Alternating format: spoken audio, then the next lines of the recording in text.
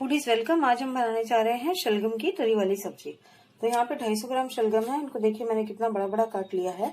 उसके अलावा यहाँ पर एक मीडियम प्याज और 4 लहसुन की कलियां हैं जो कि एक साथ पेस्ट बना लूंगी, और एक लार्ज टमेटो, 1 इंच अदरक का टुकड़ा और 1 हरी मिर्च, और इनका अलग पेस्ट बना लूंगी। तो यहाँ पे मैं 2 पेस्ट बनाऊंगी, एक प्याज और लहसुन का, एक टमाटर, अदरक और हरी मिर्च का। तो एक बार ये पेस्ट बना लेते हैं तो फिर हम बनाना शुरू करते हैं इसको। देखिए हमारे दोनों पेस्ट रेडी हो गए हैं, तो अब बनाना शुरू करते हैं। मैंने कुकर में 1 चम्मच घी डाल दिया है।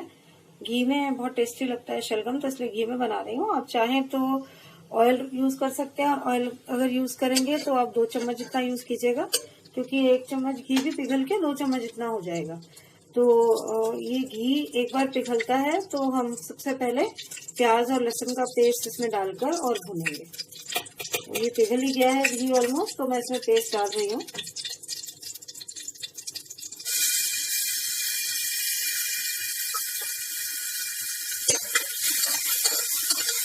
अब इसको गोल्डन ब्राउन होने तक मैं भूनूंगी।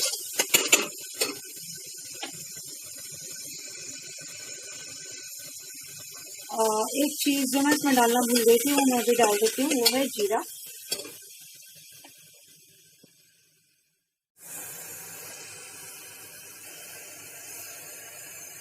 देखिए जीरा जो है ये इसके साथ ही भून जाएगा। 1 चम्मच जितना जीरा डाला है मैंने, और इसको गोल्डन ब्राउन करके फिर हम टमेटो पेस्ट डालेंगे। हमारा मसाला गोल्डन ब्राउन हो गया है, तो अब मैं इसमें टमाटो का पेस्ट डाल रही हूँ। टमाटर, हरी मिर्च और अदरक, थोड़ा सा इसमें पानी डाल के, और फिर मैं ये भी निकाल लूंगी ताकि सारा मसाला अच्छे से निकल आए।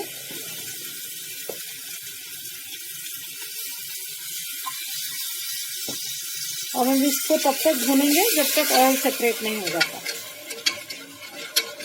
और ये मीडियम सेक पर करेंगे ताकि ये जल ना जाए।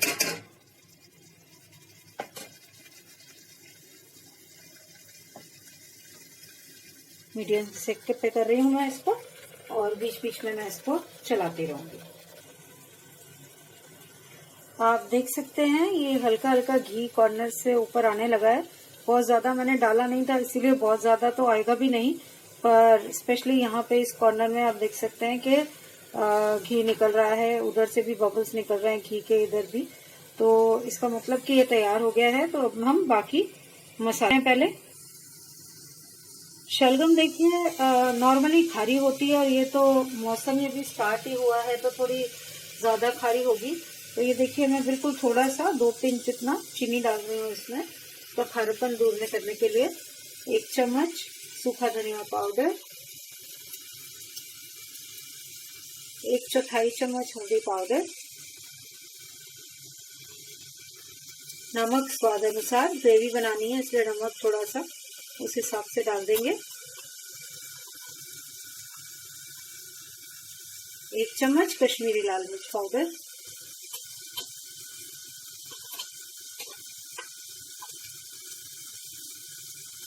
आधा चम्मच गरम मसाला। मिक्स कर देंगे इस सबको।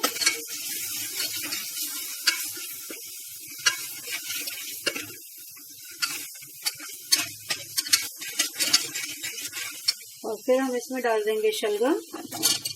आधा 1 मिनट तक शलगम को मैं पहले भूनूंगी, उसके बाद पानी डालूंगी।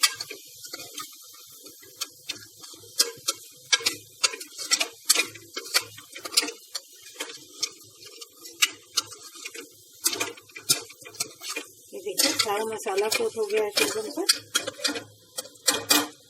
अब इसको आधा 1 मिनट हम भूनेंगे, उसके बाद हम इसमें पानी डालेंगे।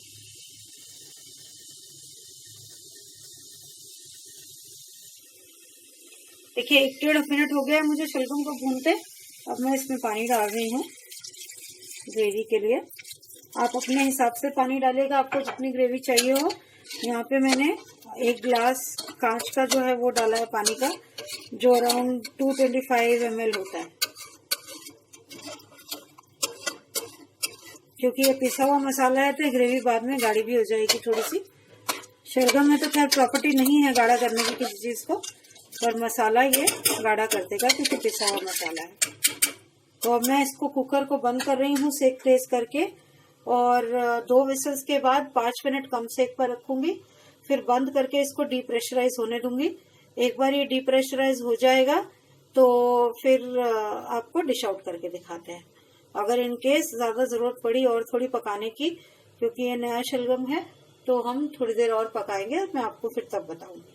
बट जनरली ये 2 विसल्स और 5 मिनट कम सेक पर बन जाता है। तो इसका ढक्कन लगा देती हूँ मैं।